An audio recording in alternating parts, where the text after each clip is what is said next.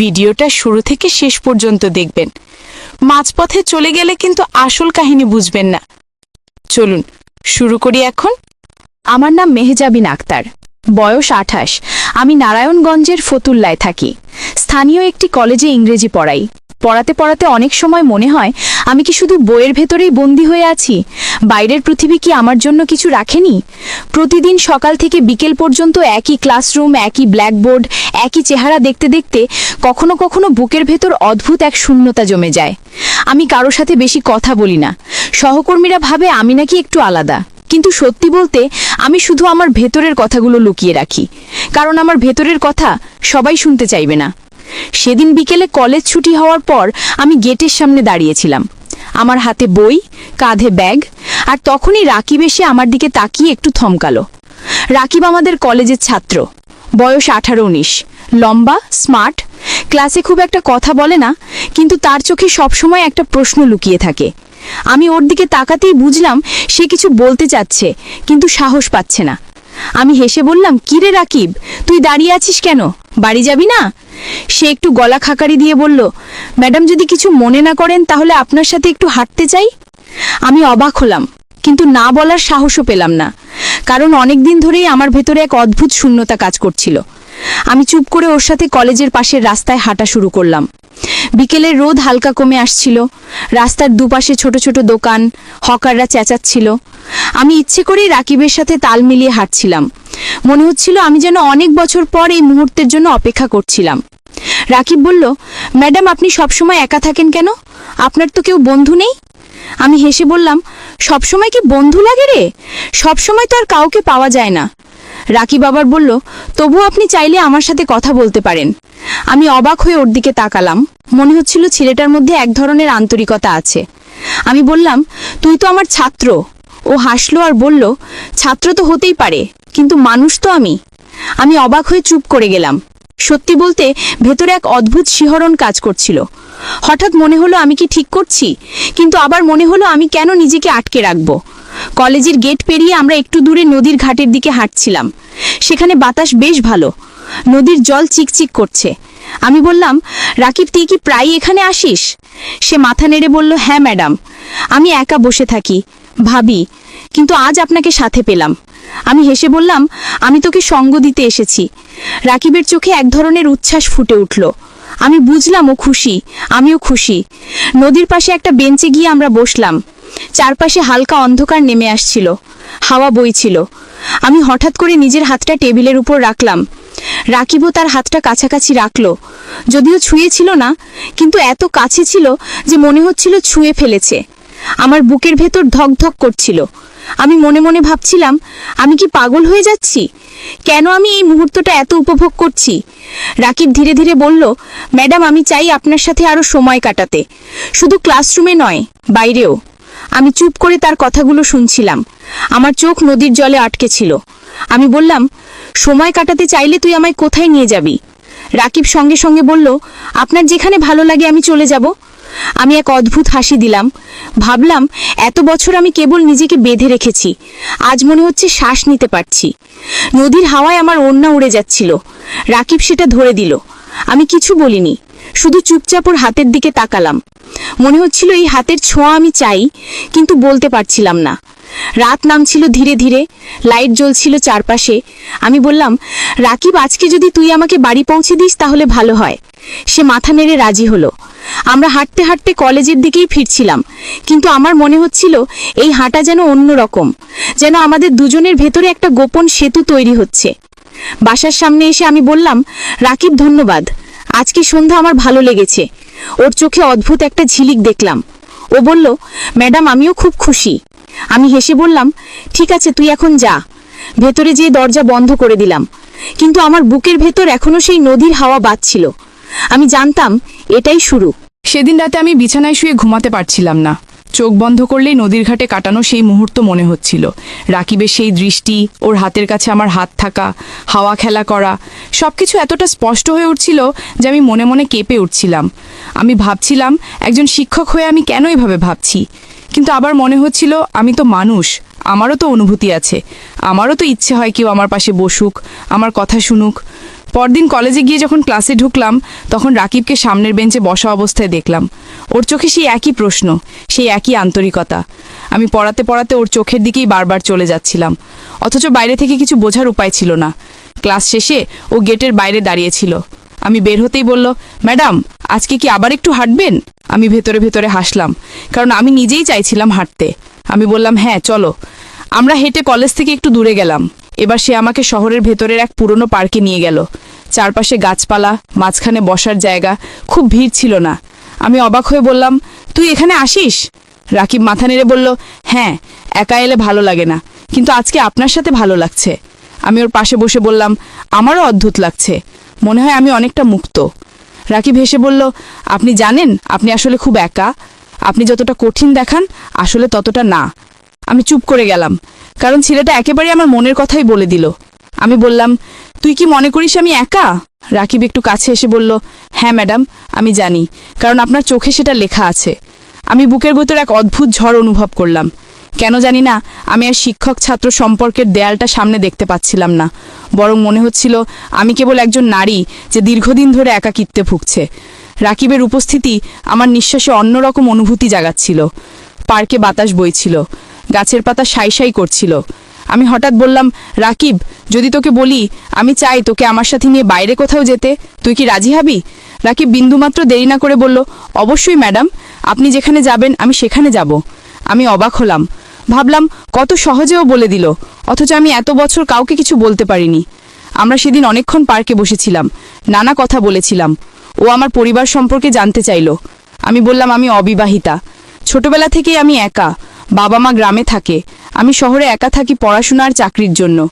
রাকিব মন দিয়ে শুনছিল, তারপর ধীরে ধীরে বলল, তাহলে তো আপনাকে অনেকটা সময় একাই কাটাতে হয়। আমি হেসে বললাম, হ্যাঁ রে, তাই তো তোর সাথে হাঁটতে ভালো লাগে। রাকিবের চোখ জলজল করছিল, মনে হচ্ছিল ওর বুক ভরে যাচ্ছে। আমি জানতাম ওর বয়স কম, কিন্তু ওর আন্তরিকতা আমাকে টানছিল। সন্ধ্যা নামার পর আমরা পার্ক থেকে বের হলাম। ফেরার পথেও বলল, ম্যাডাম, আমি চাই একদিন আপনাকে নিয়ে ঢাকা শহরে ঘুরতে যাই। আমি হেসে বললাম, তুই কি আমাকে নিয়ে ঘোরাবি? ও মাথা নেড়ে বলল, হ্যাঁ। আমি চুপ করে ওর দিকে তাকালাম, মনে হচ্ছিল আমি যেন কোনো নতুন কিছুর দিকে হাঁটছি। বাসায় ফিরে দরজা বন্ধ করতেই বুকের ভেতর হালকা শিহরণ বয়ে গেল। আমি জানতাম আমার ভেতরে কিছু একটা বদলাচ্ছে। পরদিন রাকিব আমাকে ফোন করলো, যদিও আমি আগে নম্বর দিইনি, কিন্তু সে সহপাঠীর কাছ থেকে আমার নম্বর জোগাড় করে নিয়েছিল। আমি অবাক হয়ে বললাম, তুই কিভাবে আমার নম্বর পেলি? সে হেসে বলল, কষ্ট করে জোগাড় করেছি, যাতে আপনার সাথে কথা বলতে পারি। আমি হেসে বললাম, তুই কি জানিস সেটা ঠিক না? ও বলল, আমি জানি, কিন্তু আমি চাই আপনার সাথে সবসময় যোগাযোগ রাখতে। আমি বললাম, তুই কি সবসময় আমার সাথেই থাকতে চাইছিস? সে বলল, হ্যাঁ। আমি চুপ করে গেলাম, মনে হচ্ছিল আমি ভেতরে ভেতরে এ কথাটাই শুনতে চাইছিলাম। রাতভর আমরা ফোনে কথা বললাম। সে তার ছোটোখাটো জীবনের গল্প বলছিল, আমি আমার কলেজের চাপের কথা বলছিলাম। একসময় আমি হাসতে হাসতে বললাম, রাকিব, তুই যদি আমাকে কোথাও নিয়ে যাস তাহলে কই নিয়ে যাবি? ও সঙ্গে সঙ্গে বলল, নদীর ধারে, পার্কে, ঢাকার বিভিন্ন জায়গায়। আমি বললাম, তাহলে ঠিক আছে, একদিন আমরা ঢাকা যাব। ও খুশিতে প্রায় চিৎকার করলো। আমি মনে মনে লজ্জা পেলাম, কিন্তু আনন্দও লাগছিল। মনে হচ্ছিল আমি যেন কোনো কিশোরী হয়ে গেছি। পরের কয়েকদিন রাকিব প্রতিদিন আমার সাথে হাঁটতো, কথা বলতো, আমার জন্য চকলেট আনতো। আমি কিচ্ছু বলতাম না, কিন্তু ভেতরে ভেতরে পেয়ে খুশি হতাম। একদিন বিকেলে আমি নিজেই বললাম, রাকিব, কাল ছুটি, আমরা ঢাকা যাই। ও এত খুশি হলো যে ফোনের ওপাশে চুপ করে গেল। তারপর আসতে বলল, ধন্যবাদ ম্যাডাম। আমি বললাম, ধন্যবাদ কেন রে, আমি তো চাইছি। ও বলল, তবু আমি খুশি। আমি জানতাম এটাই সেই মুহূর্ত যখন আমি আমার একাকিত্ব থেকে বেরিয়ে আসছি। আমি জানতাম সামনে আরও কিছু আছে। ঢাকায় যাওয়ার দিন সকালেই আমি একটু অস্থির হয়ে পড়েছিলাম। অনেকদিন পর মনে হচ্ছিল আমি যেন কোনো ভ্রমণে যাচ্ছি, অথচ এই ভ্রমণের ভেতরে ছিল এক অদ্ভুত অস্থিরতা। রাকিব সকাল সকাল আমার বাসার সামনে এসে দাঁড়ালো, পরিপাটি জামা পরে, মুখে হাসি, হাতে ছোট্ট একটা ব্যাগ। আমি ওর দিকে তাকিয়ে মৃদু হেসে বললাম, খুব তো প্রস্তুতি নিয়েছিস? ও হাসলো আর বলল, ম্যাডাম, আজকের দিনটা আমি বিশেষ করতে চাই। আমি ভেতরে এক ধরনের উষ্ণতা অনুভব করলাম। আমরা রিক্সা নিয়ে রেল স্টেশনে গেলাম, তারপর ট্রেনে চেপে ঢাকার পথে রওনা দিলাম। জানালার বাইরে গ্রাম শহর পাল্টে যাচ্ছিল। আমার মনে হচ্ছিল আমি যেন কোনো নতুন যাত্রার ভেতরে ঢুকে যাচ্ছি। রাকিব জানালার পাশে বসেছিল, আমি মাঝে মাঝে ওর দিকে তাকাচ্ছিলাম। ওর চোখে এক ধরনের নিষ্পাপ উচ্ছ্বাস ছিল। আমি বললাম, রাকিব, তুই তো খুব খুশি মনে হচ্ছিস। ও হেসে বলল, আপনার সাথে ঘুরতে বেরিয়েছি, খুশি হব না কেন? আমি একটু চুপ করে থাকলাম, কারণ ভেতরে ভেতরে আমিও খুশি, কিন্তু সেটা প্রকাশ করছিলাম না। ঢাকায় পৌঁছানোর পর আমরা প্রথমে চিড়িয়াখানা গেলাম। ভিড় ছিল অনেক, কিন্তু আমাদের দুজনের মন যেন অন্য কোথাও ছিল। আমরা একসাথে হাঁটছিলাম, ও আমার ব্যাগটা হাতে নিয়ে নিল। আমি কিছু বলিনি, শুধু দেখছিলাম। দুপুরে আমরা একসাথে খাবার খেলাম। রাকিব আমার জন্য কোক নিল। আমি মৃদু হেসে বললাম, তুই তো বেশ খেয়াল রাখছিস। ও গম্ভীর হয়ে বলল, ম্যাডাম, আমি চাই আপনি সবসময় খুশি থাকুন। আমি জানতাম এ কথায় ওর মনের গভীরতা আছে, কিন্তু আমি মুখে কিছু বলিনি। বিকেলে আমরা লালবাগ কেল্লা ঘুরতে গেলাম। পুরনো দেয়ালের ভেতরে হাঁটতে হাঁটতে আমার মনে হচ্ছিল ইতিহাসের ভেতরে ঢুকে গেছি। আমি বললাম, রাকিব, আমি ভাবছিলাম আমি যদি না আসতাম, তুই কি একা এসব ঘুরতে আসতিস? সে মাথা নেড়ে বলল, আসতাম না। আমি একা কোথাও ভালো লাগি না, কিন্তু আজ সবকিছু অন্য রকম। আমি মৃদু হেসে বললাম, আমিও তাই মনে করছি। একসময় আমরা বসে গেলাম। রোদ আস্তে আস্তে কমে আসছিল। রাকিব আমার দিকে তাকিয়ে ধীরে বলল, ম্যাডাম, আমি চাই সব সময় আপনার পাশে থাকতে, আপনি যদি আমাকে চান। আমি এক মুহূর্তের জন্য চুপ হয়ে গেলাম। বুকের ভেতরে ধুকপুকানি বেড়ে গেল। আমি ভেবেছিলাম এ কথা শুনব, কিন্তু এত তাড়াতাড়ি শুনব ভাবিনি। আমি আস্তে করে বললাম, তুই জানিস তো, আমি তোর শিক্ষক। এই সম্পর্কটা বাইরের মানুষ হয়তো মেনে নেবে না। রাকিব দৃঢ় গলায় বলল, আমি জানি ম্যাডাম, কিন্তু আমি তো শুধু চাই আপনি খুশি থাকুন। আমি অন্য কারো কথাই যাব না। আমি চোখ নামিয়ে বললাম, আমি জানি না আমি সঠিক করছি কিনা, কিন্তু আমি চাই না আবার এই একাকিত্বে ডুবে যাই। আমার ভেতরে অনেক বছর ধরে শূন্যতা। রাকিব আমার হাতের কাছে হাত রাখল, এবার আর সরালো না। আমি থমকে গেলাম, কিন্তু সরালামও না, শুধু নীরব থাকলাম।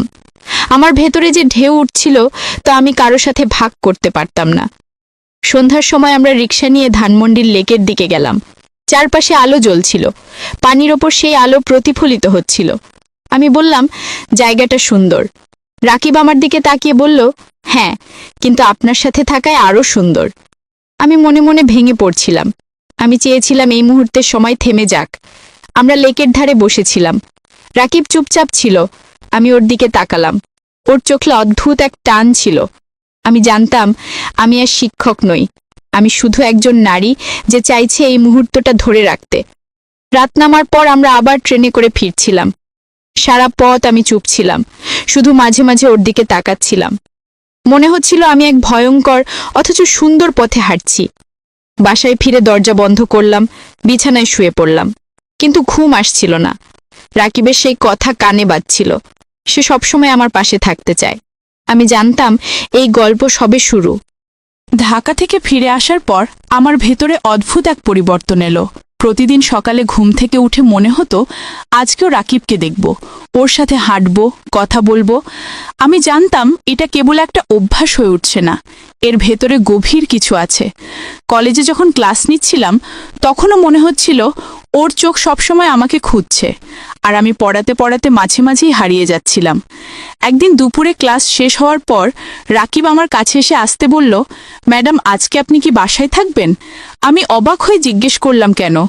সে একটু লাজুক ভঙ্গিতে বলল, আপনার সাথে কিছু সময় কাটাতে চাই। আমি থমকে গেলাম, বুকের ভেতর অদ্ভুত ধুকপুকানি শুরু হলো।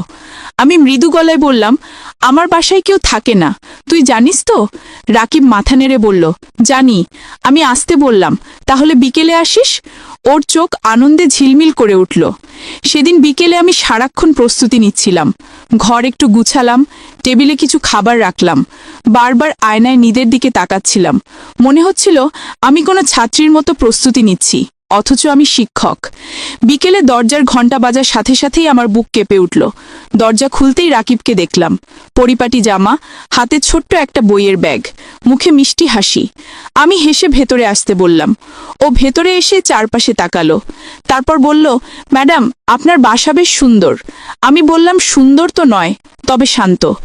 রাকিব বলল, শান্ত মানেই তো সুন্দর। আমি হেসে চুপ করে গেলাম। আমরা বসার ঘরে বসেছিলাম। আমি কিছু নাস্তা এনে সামনে রাখলাম। ও বলল, ম্যাডাম, এত কষ্ট করার দরকার ছিল না। আমি বললাম, তোকে আসতে বলেছি তাই তো। সে হাসল, আমি টের পাচ্ছিলাম পরিবেশে অদ্ভুত এক নীরবতা কাজ করছে। আমরা গল্প শুরু করলাম। ও কলেজের কথা বলছিল, আমি আমার পড়াশোনার চাপের কথা বলছিলাম। কিন্তু মাঝে মাঝেই আমরা দুজনেই থেমে যাচ্ছিলাম, যেন কথার চেয়ে নীরবতা বেশি কিছু বলছে। রাকিব একসময় আসতে বলল, ম্যাডাম, আমি জানি এটা বলা ঠিক না, কিন্তু আমি প্রতিদিন আপনার কথা ভাবি। আমি চুপ করে ওর দিকে তাকালাম। মনে হচ্ছিল আমার বুকের ভেতরে সেই কথাটাই প্রতিধ্বনিত হচ্ছিল। আমি ধীরে বললাম, তুই জানিস তো এইসব কথা বাইরের মানুষ মেনে নেবে না। ও দৃঢ়ভাবে বলল, আমি বাইরের কারো কথা শুনতে চাই না, আমি শুধু আপনাকে চাই। আমি চোখ নামিয়ে ফেললাম। বুকের ভেতর কাঁপন উঠছিল। কেন জানি না আমি আর কোনো যুক্তি খুঁজতে পারছিলাম না।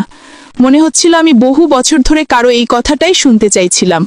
হঠাৎ রাকিব আমার হাতের কাছে হাত রাখল। এবার সে সরালো না। আমি অবাক হলেও হাত সরালাম না, শুধু চুপ করে বসে থাকলাম। মনে হচ্ছিল এই স্পর্শে আমার শূন্যতা ভরছে। আমরা অনেকক্ষণ সেইভাবেই বসেছিলাম।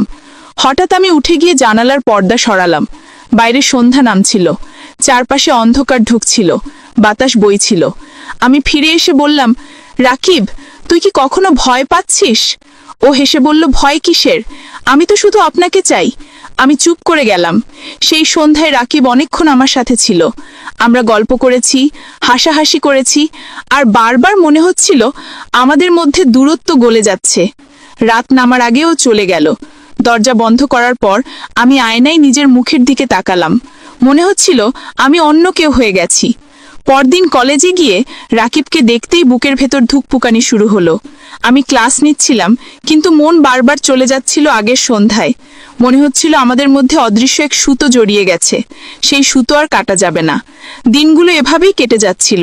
প্রতিদিন আমি রাকিবকে আরও কাছে টেনে নিচ্ছিলাম, আর ও আমার প্রতিটি মুহূর্ত দখল করে নিচ্ছিল। আমি জানতাম আমি এক ভয়ঙ্কর খেলা খেলছি, কিন্তু আবার মনে হচ্ছিল আমি বেঁচে উঠছি। আমি আর আগের মতো নিঃসঙ্গ নই। আমার পাশে একজন আছে যে আমাকে সত্যিই চায়, আর আমি চেয়েও প্রতিরোধ করতে পারছিলাম না। দিনগুলো যেন অদ্ভুত গতিতে পাল্টে যাচ্ছিল। সকালবেলার ক্লাস, দুপুরের ব্যস্ততা, সবকিছুর মাঝেই আমার মাথায় শুধু রাকিব ঘুরছিল। কলেজে ঢোকার আগেই মনে হতো আজ ওকে দেখব, ওর চোখে সেই ঝিলিক দেখব, আর সন্ধ্যায় মনে হতো আবার ওর সাথে সময় কাটাতে চাই। আমি জানতাম একজন শিক্ষকের জন্য এটা ভুল, কিন্তু আমি যতটা ভাবছিলাম ততটাই ওর টানে বাধা পড়ে যাচ্ছিলাম। একদিন দুপুরে কলেজ ছুটি হওয়ার পর রাকিব হঠাৎ বলল, ম্যাডাম, চলুন আজকে আমরা একটু দূরে যাই। আমি অবাক হয়ে বললাম, দূরে মানে কোথায়? ও বলল, যে কোনো জায়গা যেখানে মানুষ কম থাকবে। আমি প্রথমে একটু দ্বিধায় পড়লাম, তারপর মনে হলো আমি নিজেই তো চাইছিলাম কোথাও নিরিবিলি সময় কাটাতে। আমি মাথা নেড়ে বললাম, ঠিক আছে। আমরা দুজনেই রিক্সা ধরে শহরের বাইরে একটু দূরে গেলাম, একটা ছোট্ট নদীর ধারে, যেখানে মানুষ কম থাকে। চারপাশে খোলা মাঠ, ঝোপঝাড়, দূরে কেবল কয়েকটা বাড়ি। নদীর পাশে বসতেই আমি টের পেলাম এক অদ্ভুত শান্তি। আমি বললাম, জায়গাটা বেশ সুন্দর। রাকিব হেসে বলল, আমি চাই আপনার সাথে এমন জায়গায় সময় কাটাতে যেখানে কেউ আমাদের বিরক্ত করবে না। আমি চুপ করে তার দিকে তাকালাম। মনে হচ্ছিল ছেলেটা একদম সোজাসাপটাভাবে বলছে। আমি কিছু বললাম না, শুধু নীরব থেকে বাতাসের শব্দ শুনছিলাম। নদীর পানি হালকা হাওয়ায় দুলছিল, রোদ ধীরে ধীরে কমে আসছিল। রাকিব আমার দিকে তাকিয়ে বলল, ম্যাডাম, আমি চাই আপনি জানুন আমি আপনাকে কতটা চাই। আমি বুকের ভেতরে কেঁপে উঠলাম। আমি আস্তে বললাম, তুই জানিস এটা ঝুঁকিপূর্ণ। আমাদের সম্পর্ক যদি কেউ জানে তাহলে অনেক সমস্যা হবে। রাকিব আস্তে আস্তে মাথা নেড়ে বলল, আমি জানি, কিন্তু আমি ভয় পাই না। আমি শুধু চাই আপনি আমার সাথে থাকুন। আমি চোখ নামিয়ে ফেললাম, কারণ আমি জানতাম এই কথাই আমার ভেতরের সত্য। আমি আসলে চাই ও আমার সাথে থাকুক। আমি চাই কেউ আমাকে চাউক। আমি চাই একাকিত্ব ভাঙুক। আমি সেই মুহূর্তে বুঝলাম আমি আর নিজেকে আটকাতে পারবো না। আমরা অনেকক্ষণ নদীর ধারে বসেছিলাম, কথা হচ্ছিল না, কিন্তু নীরবতার ভেতরেই যেন সব কথা হয়ে যাচ্ছিল। হঠাৎ আমি উঠে দাঁড়ালাম, বললাম, রাকিব, চল বাড়ি ফিরি। ও আমার দিকে তাকিয়ে আসতে বলল, ম্যাডাম, আমি চাই আরও কিছুক্ষণ এখানে থাকতে। আমি হেসে বললাম, ঠিক আছে, কিন্তু অন্ধকার হয়ে আসছে। আমরা কিছুক্ষণ দাঁড়িয়ে নদীর দিকে তাকালাম, তারপর একসাথে রিকশায় করে ফিরলাম। ফেরার পথে আমি খেয়াল করলাম রিকশার হ্যান্ডেলে আমার হাত ছিল, আর ওর হাত তার পাশে, এতটাই কাছাকাছি যে প্রায় ছুঁয়ে যাচ্ছিল। আমি হাত সরালাম না, বরং নীরবভাবে অনুভব করছিলাম। সেই নীরব স্পর্শ আমাকে ভেতরে ভেতরে কাঁপিয়ে তুলছিল। বাসায় ফিরে রাতে আমি সারাক্ষণ ওর কথাই ভাবছিলাম। ফোন হাতে নিয়েই ছিলাম, কিন্তু কল করছিলাম না। অবশেষে ও ফোন করলো, আসতে বলল, ম্যাডাম, আজকের দিনটা আমার জীবনের সেরা দিন। আমি চোখ বন্ধ করে হাসলাম আর বললাম, আমারও তাই মনে হচ্ছে। সেই রাতে আমরা দীর্ঘক্ষণ কথা বললাম। আমি টের পেলাম আমাদের মধ্যে যে দূরত্ব ছিল তা আস্তে আস্তে মুছে যাচ্ছে। দিন কয়েক পর আবার রাকিব আমাকে বলল, ম্যাডাম, আমি চাই একদিন আপনার সাথে বাইরে কোথাও রাত কাটাতে। আমি প্রথমে চমকে উঠলাম, বুকের ভেতর যেন ধক করে উঠল। আমি বললাম, রাকিব, তুই বুঝিস তো এই কথার মানে কি? ও শান্ত গলায় বলল, হ্যাঁ, আমি বুঝি। আমি জানি এটা বলা ঠিক না, কিন্তু আমি চাই আপনি আর আমি কিছু সময় একেবারে একা থাকি, যেখানে আমাদের কেউ চিনবে না। আমি কয়েক মুহূর্ত চুপ করে রইলাম। মন অদ্ভুতভাবে দুলছিল। আমি জানতাম ওর কথার ভেতরে ঝুঁকি আছে, কিন্তু আবার মনে হচ্ছিল আমি নিজেও তো তাই চাইছি। আমি ধীরে বললাম, আমি ভেবে দেখব। সেই রাতে আমি ঘুমাতে পারিনি। জানালার পাশে বসে শহরের আলো দেখছিলাম। মনে হচ্ছিল আমি এক নতুন অন্ধকারের দিকে হাঁটছি, কিন্তু সেই অন্ধকারই আবার আলো হয়ে উঠছে। আমি বুঝতে পারছিলাম আমি ধীরে ধীরে ডুবে